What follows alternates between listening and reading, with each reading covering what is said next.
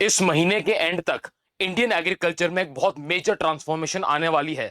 अगर मैं आपको बताऊं कि इस मंथ के एंड में इंडिया यूएसए की एग्रीकल्चर की एक डील भी होने वाली है, जिसके अंदर हम डेयरी प्रोडक्ट्स इंपोर्ट कर सकते हैं, साथ ही में सोयाबीन और मक्की मेज इंपोर्ट भी करेंगे।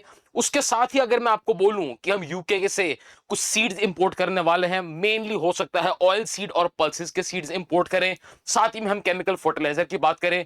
इसी के साथ में अगर बात करूं कि इंडिया के पार्लियामेंट में मॉनसून सेशन में दो बड़े खतरनाक बिल आने वाले हैं, एंड उसका बेस बनाने के लिए एल नीनो की ओर में बहुत कुछ हो भी रहा है। Let's understand what is going on in the world right now. L Nino का कितना ब्लेम है हमारे मॉनसून और एग्रीकल्चरल क्राइसिस पे, अभी एक बार समझते हैं कि और कौन से यू कैन से फैक्टर्स इसमें हमारा एक मेजर रोल प्ले करते हैं। Let's decode this entire issue and एक बार इसको आराम से समझते हैं कि एक्चुअल में क्या हो रहा है एंड आगे होने क्या वाला है।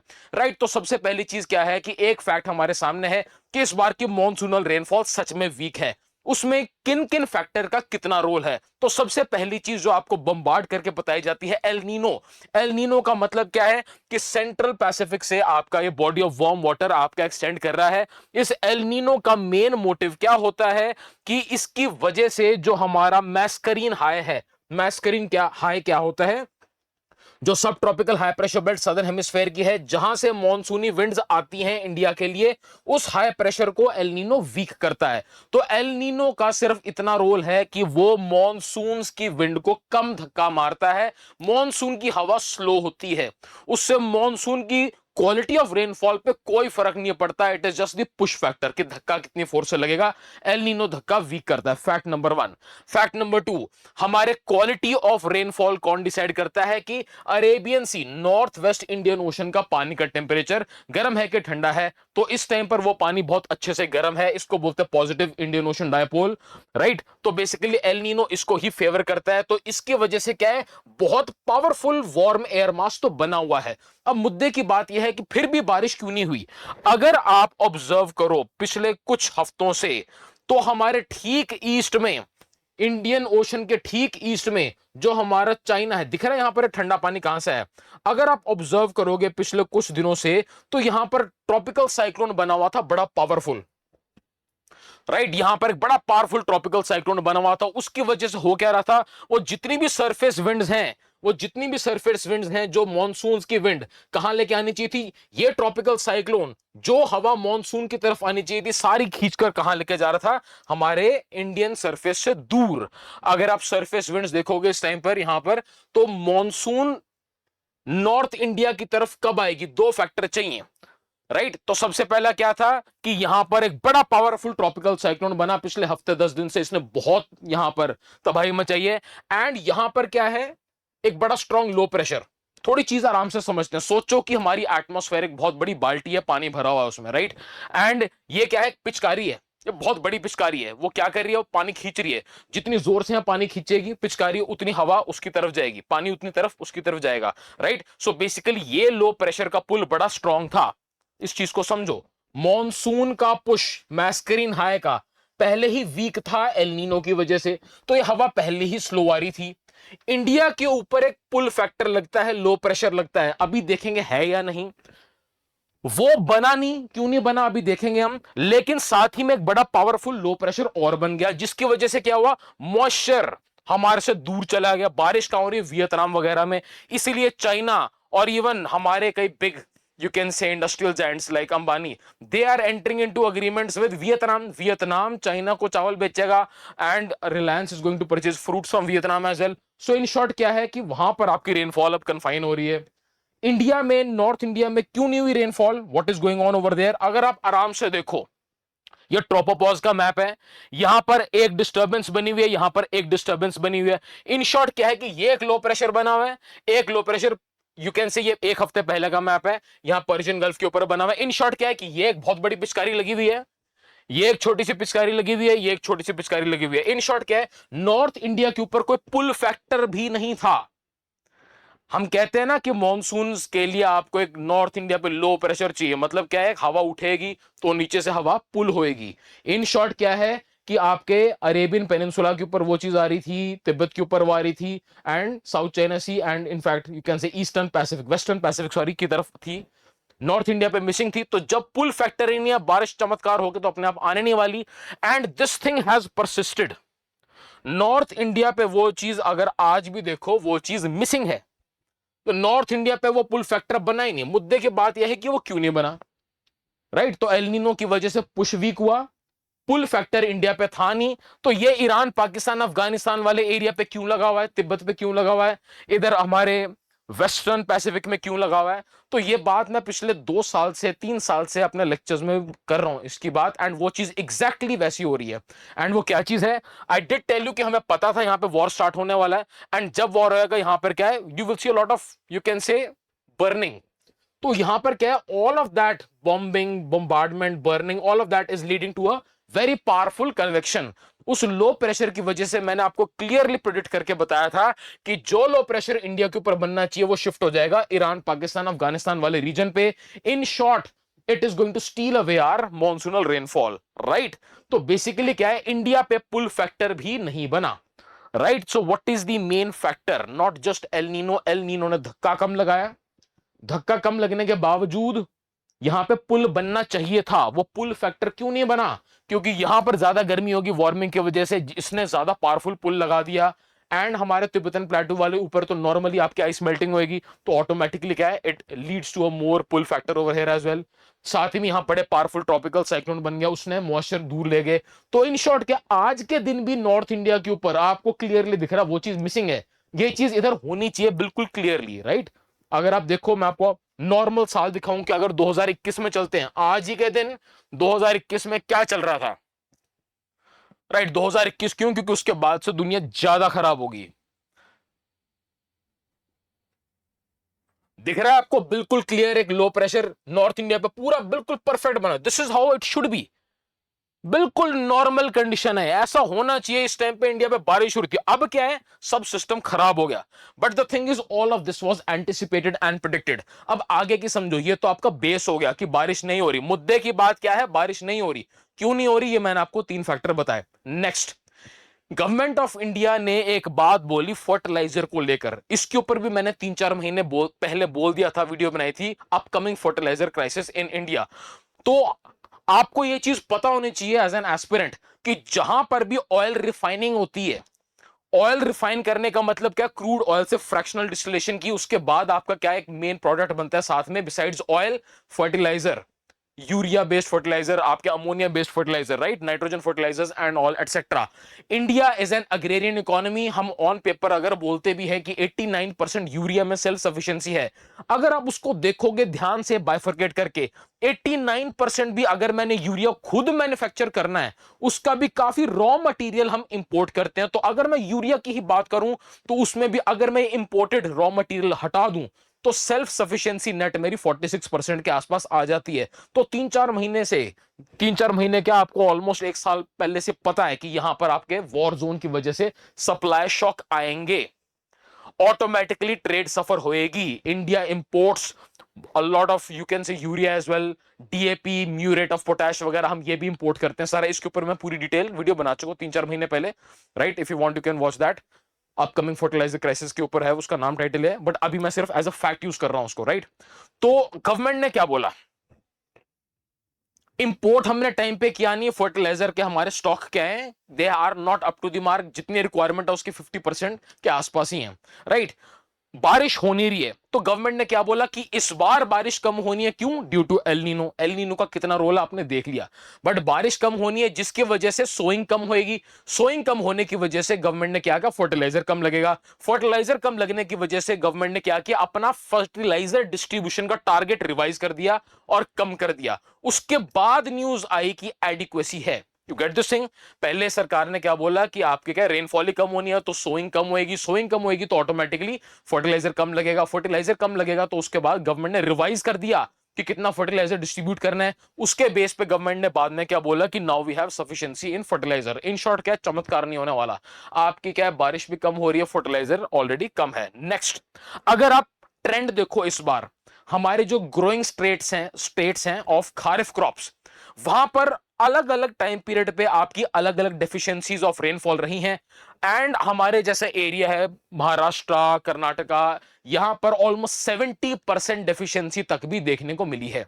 एंड ये बड़ा क्रूशियल होता है सोइंग टाइम में। तो हमारी क्रॉप्स जैसे शुगर केन होगी, हमारी यू कैन से राइस होगी, मेज होगी, all of them they are suffering as well. And cotton वगैरह भी है, but I am talking about the food crops right now mainly.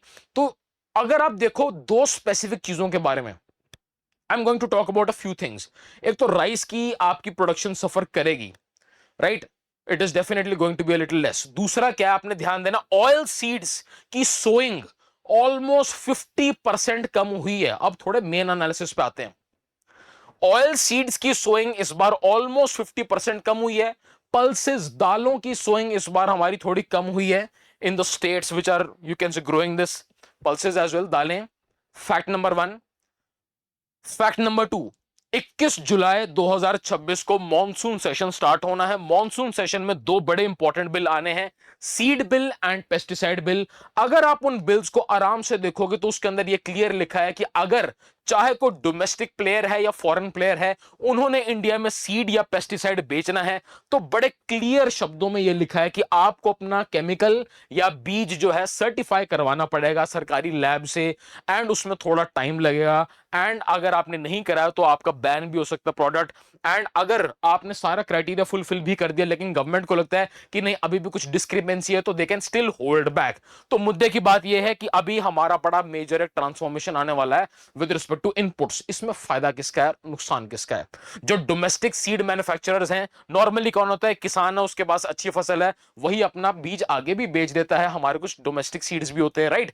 But the thing is the world right now is changing very fast.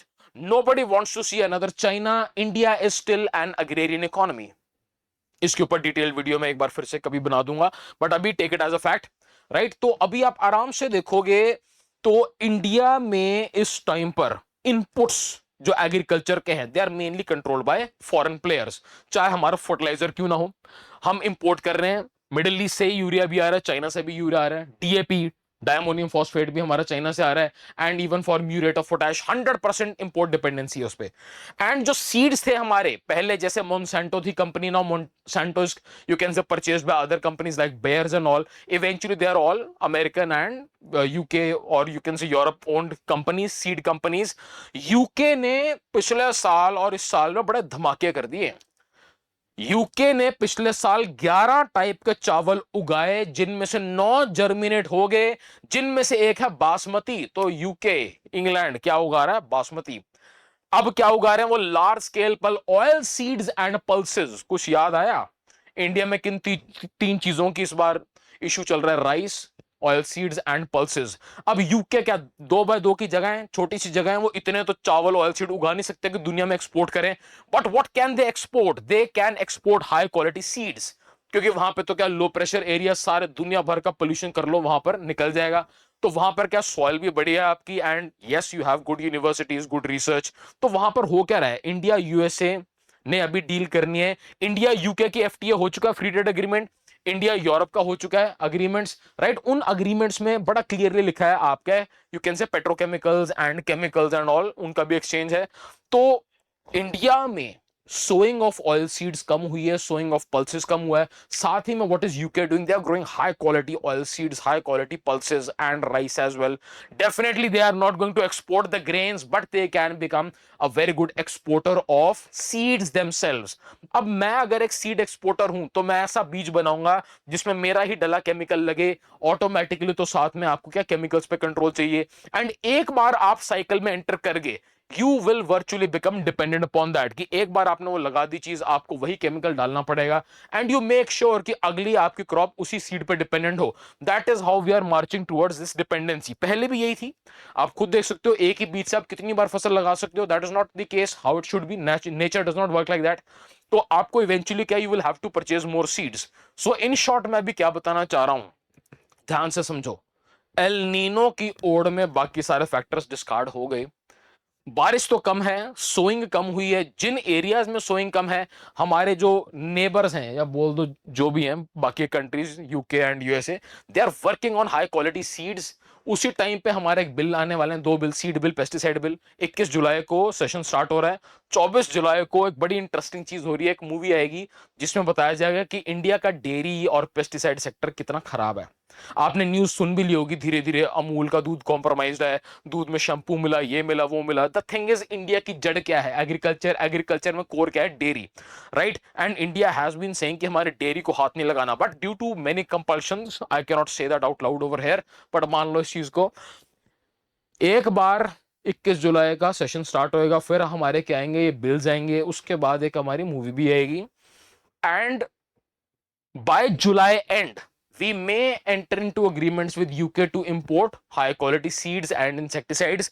साथ ही में हम USA के साथ भी सेम डील्स कर सकते हैं with respect to seeds and chemical fertilizers, insecticides, pesticides and all. Besides that, हम USA के साथ we will enter into an agricultural agreement, trade agreement, trade deal अभी पेंडिंग है यूएसए के साथ, उसमें मेन एग्रो प्रोडक्ट्स आएंगे। एंड यूएसए से मैं आपको लिख के दे रहा हूं हम क्या क्या इंपोर्ट करेंगे। वेरी हाई प्रोबेबिलिटी हम पाउडर डेयरी इंपोर्ट करेंगे। क्यों? क्योंकि यूएसए का जो दूध था बेसिकली वो यूरोप और लैटिन अमेरिका, साउथ अमेरिका जाता था। They have refuse to take it due to all these policies and all. उसमें भी डिटेल में बात बाद में करेंगे, बट इन शॉर्ट क्या है, USA wants to sell that. And किसी भी चीज की आपने शेल्फ लाइफ बढ़ानी है, उसको क्या है, डिहाइड्रेट करो, मॉइस्चर निकालो, शेल्फ लाइफ बढ़ेगी, तो पाउडर्ड मिल्क आपका आएगा ही आएगा। टेट्रा पैक की एड्स आनी शुरू हो चुके हैं। So we can expect a lot of dairy imports from USA as well in the form of powdered milk, और you can say some other derivative of it. उसके बाद एक और एग्रीमेंट साथ में क्या हो सकती है, we are going to import soybean. अब क्या है, दुनिया भर में एक पॉलिसी चलती है, raise, trap and kill, right? पहले आप किसी कंट्री को डिपेंडेंट बना दो कि हाँ भी आप ये चीज उगाओ, हम खरीदेंगे। Let's take the example of mangoes. तो इंडिया में आम की इंडस्ट्री थी, मैंगोज लार्ज स्केल पे लगा रहे हैं, हम एक्सपोर्ट कर रहे हैं 30-30, 40-40 साल। यूरोप ने 30-40 साल खरीदा, जापान ने 30-40 साल खरीदा, सो डिड अमेरिका। एकदम से ही सबने बना कर दिया। इस साल के सीजन के स्टार्टिंग में आम लेने से मना कर दिया। रीजन क्या पता? पेस्टिसाइड। ये वही कंट्रीज हैं जहां से हमारा पेस्टिसाइड इंपोर्ट हो भी रहा है, केमिकल फर्टिलाइजर्स इंपोर्ट हो भी रहे हैं। एंड एक मैंगो न्यूज में रहा था तमिलनाडु का तोतापुरी कि उसका एकदम से क्या डिमांड आपकी कम होगी। I am not going to comment upon the politics of Tamil Nadu right now, right? You should be aware about what is going on, but all I am saying is that कि आप, ये हमेशा चलती है, आप एक जगह उसको अपने पे डिपेंडेंट बना दो, you raise that industry over there, आप उगाओ। जैसे चाइना ने यूएसए को सोयाबीन के लिए प्रमोट किया, आप सोयाबीन उगाओ, हम खरीदेंगे। हर साल $1 बिलियन का खरीदता था, वैसे हमारे को आम से किया फॉर एग्जाम्पल। उसके बाद जब आप पे सोल डिपेंडेंसी होगी, तो उसके बाद नाउ यू आर ट्रैप्ड कि अब इतना आप प्रोड्यूस कर रहे हो प्रोडक्ट, यूएसए इतना सोयाबीन बना रहा है कि अगर चाइना ने मना कर दिया तो वो खत्म। हम इतना आम उगा रहे हैं, अगर यूएसए, जापान, चाइना ने, यूएसए, जापान, यूरोप ने खरीदना बंद कर दिया तो it is going to finish. And at the end जब आप किसी को इतना डिपेंडेंट बनाया तो that is when you pull the plug. यही किया चाइना ने, यूएसए को बोला सोयाबीन नहीं चाहिए। यूएसए के पास भर भर के सोयाबीन के स्टॉक हैं, हमारे पास भी आम के स्टॉक कितने हो गए थे। तोतापुरी आम तमिलनाडु का फार्मर्स ने हार्वेस्ट करने से मना कर दिया, ₹3 किलो रह गया था प्राइस उसका। That is how you kill an industry, raise, trap and kill. तो मुद्दे की बात यह है कि हमारे एग्रीकल्चर सेक्टर में भी कुछ होने वाला है अभी। एंड उससे होएगा क्या, if you look very carefully, जो वो पुरानी सोयाबीन है वो ऑलमोस्ट गलने वाली है, उसका प्राइस ऑलमोस्ट यू कैन से 75% कम हो चुका है। अगर 100 की थी तो 25 की है। Definitely not fit for consumption for human beings. हमारा पोल्ट्री सेक्टर किस पे डिपेंडेंट है? मक्की पे। मक्की किस में जा रही है? एथेनॉल ब्लेंडिंग में। सोइंग पहले ही कम हो रही है, एथेनॉल लॉबी ने कहा हम शेयर कम नहीं करेंगे अपना। तो at the end poultry sector कैसे बचाएंगे? We are going to import that cheaper soybean and we may transfer it for fodder for our poultry industry, but import होने के चांसेस बहुत हाई हैं। साथ ही में इंडिया मक्की भी इंपोर्ट करेगा। आप आराम से समझो, यूएसए की पॉलिसी क्या है? तेल कंट्रोल करो, ट्रेड कंट्रोल करो।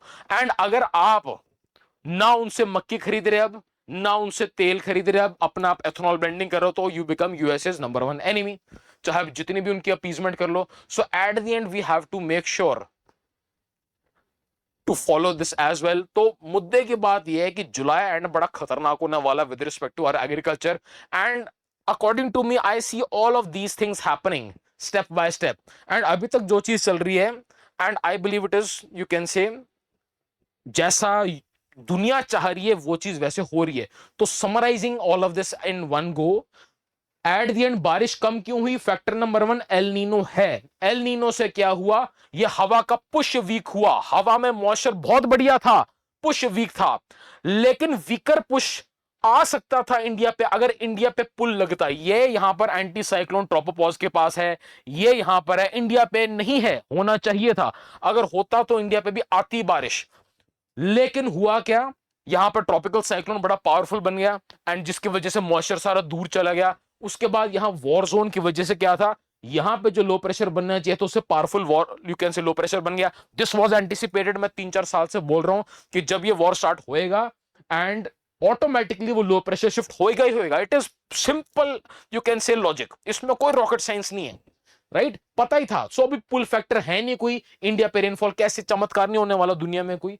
ऑटोमेटिकली क्या है, we are observing severe fall of rainfall. Government ने फर्टिलाइजर के एस्टिमेट रिवाइज किए, शॉर्टेज थी हमारे पास, पुअरेस्ट प्लानिंग बोलोगे आप इसको।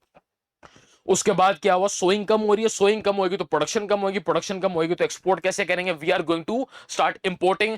जब दुनिया को पता है कि इनको ये चीज चाहिए तो वो आपको महंगा भी बेचेंगे, आपकी आर्म ट्विस्टिंग भी करेंगे। You will be forced to enter into agreements that are not favourable to you. And 21 जुलाई को मॉनसून सेशन में ये दो बिल आने ही आने हैं। जब आएंगे तो उसके बाद मैंने आपको थोड़ा आइडिया दिया है दैट वी माइट 99.9% यूके से, यूरोप से, यूएसए से we are going to import seeds as well, we are going to import chemical fertiliser as well, even with Japan. उसके साथ भी हमने पेट्रोकेमिकल्स की डील करी है। एंड आफ्टर दैट सीड्स के साथ ही जो बीज है उसी का केमिकल लगेगा साथ में। Domestic market is bound to be compromise. And उसके बाद आप देख लो कि शॉर्टेज तो होगी फूड ग्रेन प्रोडक्शन की, बारिश है नहीं, फर्टिलाइजर है नहीं, तो अपने आप चमत्कार तो होने नहीं वाला। तो therefore we are bound to import as well. Imported चीज होती है महंगी। I hope we have a solution for this. If you have a solution for this or if you want a debate, comment below and let me know a debate. बात करते हैं इसके ऊपर, discuss करते हैं what can be the possible solution as well. I will also comment on that and बात करते हैं. And if you want me to discuss some more topic as well, do let me know. Take care. That is all for this video.